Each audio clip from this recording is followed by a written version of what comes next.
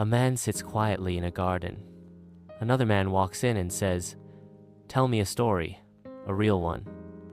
The first man looks up and says, "Then listen to Karbala, the story of Imam Hussein. It began in Medina.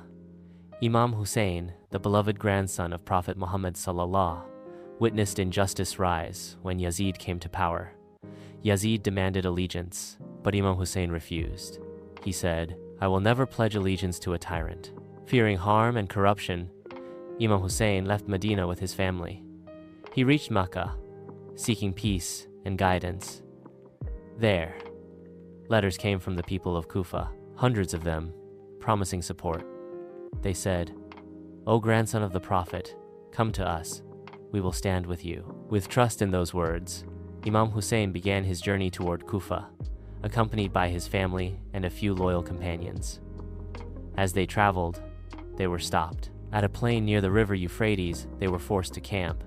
The place was called Karbala, but the people of Kufa betrayed him.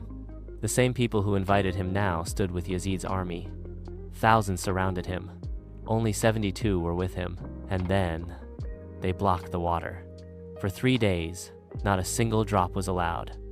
Even children were thirsty. The heat was unbearable, but their faith never wavered.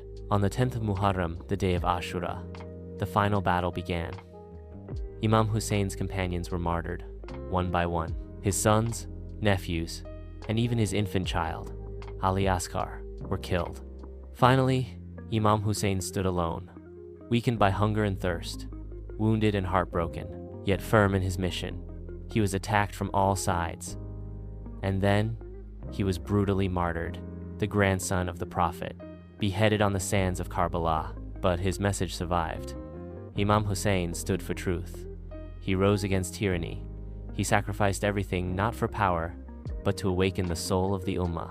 His blood was spilled, but his voice still echoes. Every day is Ashura. Every land is Karbala. Imam Hussein's sacrifice reminds us, truth may be left alone, but it never dies.